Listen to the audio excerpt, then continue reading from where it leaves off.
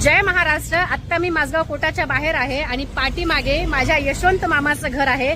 Video यासाठी बनवत आहे की याच यामी मामीच्या आणि यशवंत मामाच्या कार्यकर्त्यांनी माझ्या घरात घुसून माझ्यावरती हल्ले केले होते।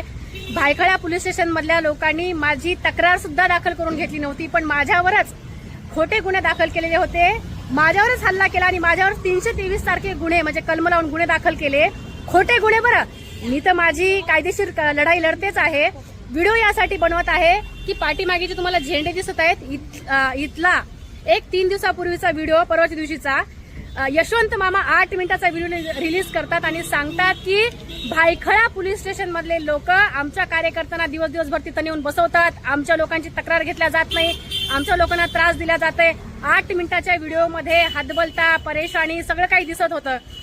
भायखळ्याचे बाप म्हणून घेणारे आमचे यशवंत मामा किती हातबल होते हे त्या व्हिडिओमध्ये दिसत आहे।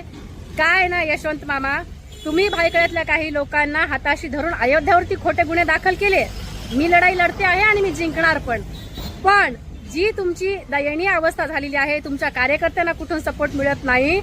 एक तुम्ही इकडे असताना वाघ होतात, आज तिकडे जाऊन तुमची काय परिस्थिती झालेली आहे ते बघा। जी व्यक्ती ठाकरेंना सोडून जाते ना, त्याचं राजकीय अस्तित्व संपलेलं आहे, हे पुन्हा एकदा सिद्ध झालेलं आहे। तुर्तास इतकंच। जय महाराष्ट्र।